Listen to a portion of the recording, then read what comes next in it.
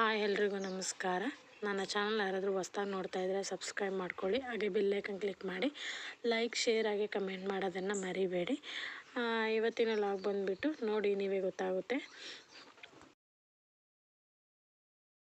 ಇವತ್ತು ನಮ್ಮ ಮನೆಯವ್ರಿಗೆ ನಾನೇ ಹೊಡೆದ್ಬಿಟ್ಟೆ. ಇವಾಗ ಸಾಂಬಾರು ಮಾಡಬೇಕಾಗಿತ್ತು, ಹಂಗಾಗಿ ಮೂಲಂಗಿ ತೊಗೊಂಡು ಮೂಲಂಗಿ ಬೇಳೆ ಸಾರು ಮಾಡೋಣ ಅಂತ ಹೇಳ್ಬಿಟ್ಟು ಹೊರಟಿದ್ದೀನಿ. ನನ್ನ ಚಿಕ್ಕ ಮಗಳು ಮಲಗಿದ್ದಾಳೆ, ಅಷ್ಟರೊಳಗೆ ನಾನು ಅಡುಗೆ ಮಾಡ್ಕೋಬೇಕು. ನನ್ನ ಚಿಕ್ಕ ಮಗಳು ಎದ್ದೊಳೋದ್ರೊಳಗೆ ನಾನು ಮಾಡ್ಕೋಬೇಕು. ಇವಾಗ ನೋಡಿ, ಕಾಯಿ ತುರಿ ಸ್ವಲ್ಪ ಇದೆ. ಇವಾಗ ಇನ್ನೊಂದು ಸ್ವಲ್ಪ ಕಾಯಿ ತುರಿ ಇದಿಷ್ಟ ಆಗಲ್ಲ, ಸಾಂಬಾರಿಗೆ ಜಾಸ್ತಿ ಬೇಕಾಗುತ್ತೆ. ಹಾಗಾಗಿ ನಾನು ಒಂದೊಂದು ಟೈಮ್ ಹೆಂಗೆ ಮಾಡ್ತೀನಿ ಅಂದರೆ 2 ಡೇಸ್ಗೆ 1 ಟೈಮ್ ಸಾಂಬಾರು ಮಾಡ್ತೀನಿ. ಯಾಕೆಂದರೆ ಪಾಪು ಇಟ್ಕೊಂಡಿರೋದ್ರಿಂದ. ಅಂದರೆ ಎಲ್ಲ ಸಾಂಬಾರನ್ನೂ 2 ಡೇಸ್ ಮಾಡಲ್ಲ, ಬಟ್ 1 ಡೇ ಯೂಸ್ ಮಾಡೋಂಥ ಸಾಂಬಾರು ಮಾತ್ರ 1 ಡೇಗೆ ಮಾಡ್ತೀನಿ.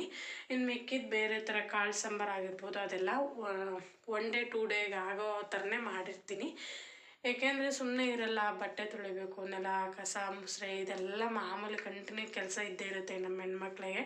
ನಾನು ಹೇಳೋದೇನು ಬೇಡ ಅಂದ್ಕೊಳ್ತೀನಿ. ನನ್ನ ಥರನೇ ಯಾರಾದರೂ ಹುಡುಗಿರಿದ್ದರೆ, ನಿಮ್ಮ ಮನೇಲೂ ಇದೇ ಥರ ಪುಟಾಣಿ ಮಕ್ಕಳಿದ್ದು ನಿಮಗೆ ಕೆಲಸ ಮಾಡೋಕ್ಕೆ ಬಿಡ್ತಾ ಇಲ್ಲ ಅಂತಂದರೆ ನೋಡಿ, ಇವಾಗ ಸೈಲೆಂಟಾಗಿ ನಾನು ಕೆಲಸ ಮಾಡಿಕೊಂಡು ನೆಕ್ಸ್ಟ್ ಏನೇನು ಕೆಲಸ ಮಾಡ್ಕೋಬೇಕು ಅನ್ನೋದು ಪ್ರಿಪೇರ್ ಮಾಡ್ಕೋಬೇಕು. ನೆಕ್ಸ್ಟ್ ಈ ಮುದ್ದೆ ಮಾಡಬೇಕು, ಸಾಂಬಾರು ಮಾಡಬೇಕು, ಅನ್ನ ಮಾಡಬೇಕು. ಇವಾಗ ಆಲ್ರೆಡಿ ಟೈಮ್ ಎಷ್ಟಾಗಿದೆ ಅಂತಂದರೆ ಇವಾಗ 11:45, 12 ಗಂಟೆ ಆಗಿದೆ. ನಾನಿನ್ನು 2 ಗಂಟೆ ಒಳಗೆ ಕೆಲಸ ಮುಗಿಸ್ಕೊಂಡ್ರೆ ಇವಾಗ ತಾನೇ ಬಟ್ಟೆಗಳನ್ನು ತೊಳೆದು ಮತ್ತು ಪಾತ್ರೆ ಇತ್ತು, ಬೆಳಗ್ಗೆ ತಿಂಡಿ ತಿಂದವು, ಆ ಪಾತ್ರೆಗಳನ್ನೆಲ್ಲ ತೊಳೆದ್ಬಿಟ್ಟು ಬೆಳಗ್ಗೆ ಉಪ್ಪಿಟ್ಟು ಮಾಡಿದ್ದೆ. ನಮ್ಮ ಮನೆಯವ್ರು ಯಾಕೆ ಉಪ್ಪಿಟ್ಟು ಮಾಡು ಅಂತ ಹೇಳಿದ್ರು, ಉಪ್ಪಿಟ್ಟು ಮಾಡಿದೆ. ಬಟ್ ನಮ್ಮ ಮನೆಯವ್ರಿಗೆ ಬನ್ಸಿ ರವೆಗಿನೂ ಇನ್ನೊಂದು ಥರ ರವೆ ಬರುತ್ತಲ್ವ, ಆ ಥರ ರವೆನೇ, ಅದು ಕೂಡ ಹುಡಿ ಹಾಕಿದರೆ ಇಷ್ಟಪಡ್ತಾರೆ ನಮ್ಮ ಮನೆಯವರು ಉಪ್ಪಿಟ್ಟನ್ನ. ಇಲ್ಲಾಂದರೆ ಅವರಿಗೆ ತಿನ್ನೋಕೆ ಇಂಟ್ರೆಸ್ಟ್ ಬರಲ್ಲ. ಆಮೇಲೆ ಇನ್ನೊಂದು ಏನಂದರೆ, ಬೋಂಡದ ಮೆಣ್ಸಿನ್ಕಾಯಿ ಅಂದರೆ ನಮ್ಮ ಮನೆಯವ್ರಿಗೂ ನಮ್ಮ ಮಾವಗೂ ತುಂಬ ಇಷ್ಟ. ಅದನ್ನಂತೂ ನನಗೆ ಮಾಡೋದಕ್ಕೆ ಇಷ್ಟ, ಬಟ್ ಎಣ್ಣೆ ಐಟಮ್ ಜಾಸ್ತಿ ತಿನ್ನಬಾರ್ದು. ಸುಮ್ಮನೆ ಇವಾಗಲೇ ಜಾಸ್ತಿ ತಿಂತಾ ಹೋದರೆ ವಯಸ್ಸಾದ್ಮೇಲೆ ತಿನ್ನೋದಕ್ಕೆ ಬಾಯೆಲ್ಲ ಕಟ್ಟಬೇಕಾಗುತ್ತೆ. ಮುಂದೆ ವಯಸ್ಸಾಗ್ತಾ ಮಾಡ್ತೀನಿ, ತೀರಾ ಕಮ್ಮಿ ಅಂತ ಏನಿಲ್ಲ. ಅಂದರೆ ಮಾಡಿದೆ ಅಂದರೆ ಊಟನೂ ಮಾಡಲ್ಲ, ಅಷ್ಟು ಇಷ್ಟಪಟ್ಟು ತಿಂತಾರೆ. ಏಕೆಂದರೆ ಬೋಂಡ ಅಂದರೆ ನಮ್ಮ ಮನೆಯವ್ರಿಗಾಗಿರ್ಬೋದು, ನಮ್ಮ ಮಾವಗಾದ್ರೆ ತುಂಬ ಇಷ್ಟ. ನಮ್ಮ ಮಾವಗಿನ ಮುದ್ದೆನೂ ಕೊಡೋದೇ ಬೇಡ, ಬೋಂಡನೇ ಕೊಟ್ಟರೆ ಬೋಂಡನೇ ತಿಂತಾರೆ, ಅಷ್ಟು ಇಷ್ಟಪಡ್ತಾರೆ. ಅಂದರೆ ಅವರವರು ಬಾಯಿ ರುಚಿ ಮೇಲೆ ಹೋಗುತ್ತೆ. ಜಾಸ್ತಿ ಹೆಂಗಂತ ಬಾಯಿ ರುಚಿನೇ ನೋಡಬಾರ್ದಲ್ಲ, ಆರೋಗ್ಯ ಕಡೆ ಕೂಡ ಗಮನ ಕೊಡಬೇಕು. ಇವಾಗ ಇನ್ನೇನು ಬನ್ನಿ ಸಾಂಬಾರು ಮಾಡ್ಕೊಳ್ಳೋಣ. ಸಾಂಬಾರು ಮಾಡೋದಕ್ಕೆ ನಾನೀಗ ಆಲ್ರೆಡಿ ಅದೇ ಹೇಳಿದ್ನಲ್ವ, ಮೂಲಂಗಿ ತೊಗೊಂಡಿದ್ದೀನಿ. ಮೂಲಂಗಿ ತೊಗೊಂಡು ಇವಾಗ ಹೆಚ್ಕೊಳ್ಳಬೇಕು. ಇದನ್ನು ಹೆಚ್ಕೊಂಡು ಮತ್ತು ಈರುಳ್ಳಿ,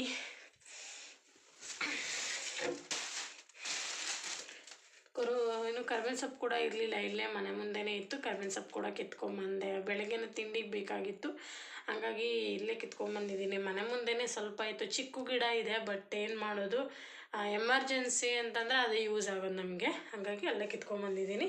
ಇವಾಗ 1-2 ಈರುಳ್ಳಿ, ಇನ್ನೇ ಮಾಮೂಲಿ ಒಗ್ಗರಣೆ ಹಾಕಬೇಕಲ್ವ, ಕಾಯಿ ತುರಿ ಸ್ವಲ್ಪ ಜಾಸ್ತಿ ಬೇಕಾಗುತ್ತೆ ಸಾಂಬಾರಿಗೆ, ಹಾಗಾಗಿ ಕಾಯಿ ಸುಲ್ಕೊಂಬರಕ್ಕೆ ಹೋಗೋಣ ಬನ್ನಿ.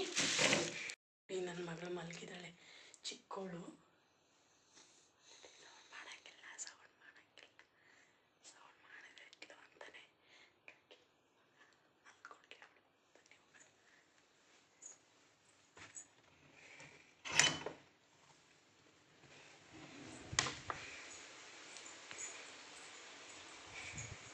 ಅವಳು ಎದ್ದೊಳೋದ್ರೊಳಗೆ ನಾನು ಕಾಯಿ ಸುಲ್ಕೊಂಬಂದುಬಿಡ್ಬೇಕು, ಇಲ್ಲಾಂದರೆ ನನಗೆ ಕೆಲಸ ಮಾಡೋಕ್ಕೂ ಬಿಡಲ್ಲ.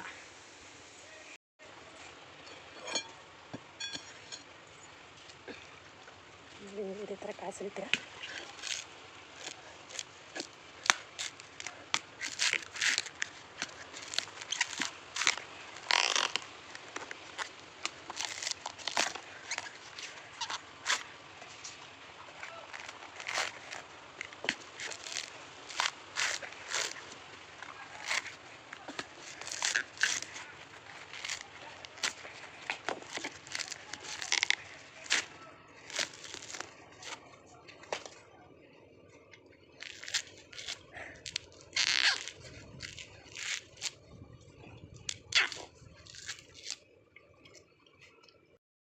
ಅಂದರೆ ಸ್ವಲ್ಪ ದೊಡ್ಡ ಸುಲ್ಕೋಬೇಕಾಗಿತ್ತು, ಬಟ್ ಚಿಕ್ಕದೇ ಸುಲ್ಕೊಂಡಿದ್ದೀನಿ. ಇರಲಿ, ಪರವಾಗಿಲ್ಲ, ನಡೆಯುತ್ತೆ.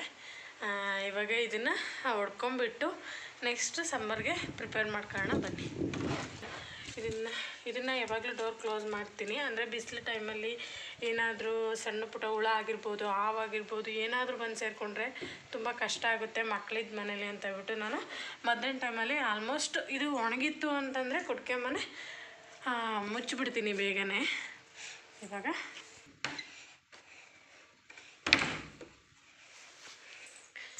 ಇದನ್ನು ಕಾಯಿ ಹೊಡ್ಕೊಂಬಿಟ್ಟು, ಕಾಯಿನ ಹೊಡಿಯೋಕೆ ಹೋಗಿ ಯಾವ ಶೇಪ್ ಆಗಿದೆ ನೋಡಿ, ಕಾಯಿ ನೀಟಾಗಿ ಬಂದೇ ಇಲ್ಲ. ಇದನ್ನು ಇವಾಗ ಯಾವ ಥರ ತುರಿಯೋದು ಅಂತಲೇ ಚಿಂತೆ ಆಗಿದೆ ನನಗಿವಾಗ.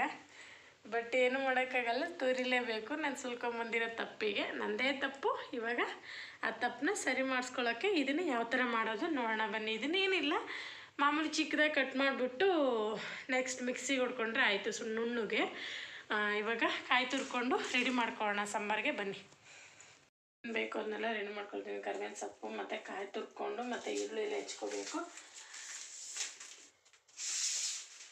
ಮತ್ತು ಬೆಳ್ಳುಳ್ಳಿ ತಗೊಳ್ತಾ ಇದ್ದೀನಿ.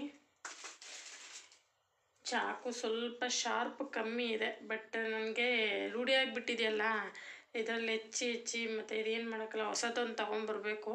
ಇದು ಆಲ್ರೆಡಿ ಹಾಳಾಗಿದೆ. ಅಂದರೆ ಇನ್ನೊಂದು ಚೆನ್ನಾಗಿತ್ತು, ತುಂಬ ಚೆನ್ನಾಗಿತ್ತು, ಬಟ್ ಅದು ಏನು ಪ್ರಾಬ್ಲಮ್ ಆಯಿತು ಏನೋ. ಬಟ್ ಈ ಥರ ಇದೆಯಲ್ಲ, ಇದು ಕಟ್ಟಾಗಿತ್ತು. ಹಂಗಾಗಿ ಅದನ್ನು ನಾನು ಅಂದರೆ ಆ ಚಾಕುನಲ್ಲಿ ಇದು ಕಟ್ಟಾಗಿತ್ತಲ್ಲ, ಹಂಗಾಗಿ ಅದು ಹಂಗೆ ಎತ್ತಿಟ್ಟಿದ್ದೀನಿ. ಅದೇನು ಮಾಡೋಕ್ಕೆ ಬರಲ್ಲ ಅಂತಿದ್ರು ನಮ್ಮ ಮನೆಯವರು. ಬಟ್ ಇನ್ನೇನು ಮಾಡೋಕ್ಕಾಗುತ್ತೆ, ನೆಕ್ಸ್ಟ್ ನೋಡೋಣ. ಹೊಸ ತಗೊಳ್ಳೋಕ್ಕೆ ತಿಪ್ಟೂರು ಏನಾದರೂ ಹೋದರೆ ಹೊಸದು ತೊಗೋಬೇಕು. ಇವಾಗ ಕಾಯಿನ ತುರ್ಕೊಳ್ಳೋಣ ಬನ್ನಿ. ನೋಡಿ ನನಗೆ ನಗು ಬರ್ತಿದೆ ಇದು ನೋಡಿ. ಇವಾಗ ಇದನ್ನು ಈ ಥರ ಮಾಡಿಕೊಂಡೆ ಸದ್ಯಕ್ಕೆ. ತುರ್ಕೊಳ್ಳೋಣ.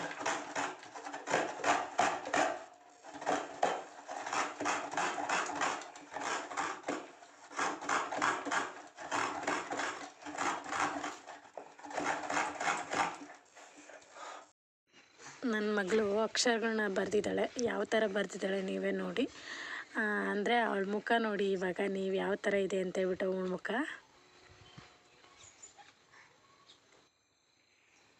ಮಕ್ಕಳಿಗೆ ಬರಿ ಅಂತ ಹೇಳೋದೇ ಒಂದು ದೊಡ್ಡ ಕತೆ ಆಗಿಬಿಡುತ್ತೆ. ಅವರಿಗೆ ಇಂಟ್ರೆಸ್ಟ್ ಇದ್ದಾಗ ಮಾತ್ರ ಬರೀತಾರೆ. ಆದರೆ ನಮಗೆ ಬರಿಬೇಕಲ್ವ, ಓದಬೇಕಲ್ವ ಅನ್ನೋ ಆಸೆ. ನಮ್ಮ ಮನೆಯವರು ನೈಟು 9:30 ಆಗಿತ್ತು, ಕಸ ಕಟ್ತಾಯಿದ್ರು. ಏನ್ರಿ ಸಮಾಚಾರ? ಹೆಂಗೈತ್ರಿ ಬೆಳೆ? ಇನ್ನು ಬೆಳೆ ಸದ್ಯಕ್ಕೆ ಚೆನ್ನಾಗಿದೆ. ಚಳಿ ಇವತ್ತು ಕಮ್ಮಿ ಆಗಿದೆ. ಮೋಡ ಆಗಿರೋದ್ರಿಂದ ವಾತಾವರಣ ರೇಷ್ಮೆಗೆ ಅನುಕೂಲವಾಗಿದೆ. ಚಳಿ ಇರೋದ್ರಿಂದ ಮೇವು ಇವಾಗ ಫೀಡಿಂಗ್ ಜಾಸ್ತಿ ಆಗಿದೆ. ನಾಳೆ ಅನ್ನ ಆಗ್ಬೋದು. ಓಕೆ, ಇವತ್ತಿನ ಲಾಗ್ ಇಷ್ಟ ಆಗಿರುತ್ತೆ. ಇಷ್ಟ ಆಗಿದ್ದರೆ ಲೈಕ್ ಮಾಡಿ, ಶೇರ್ ಮಾಡಿ, ಕಮೆಂಟ್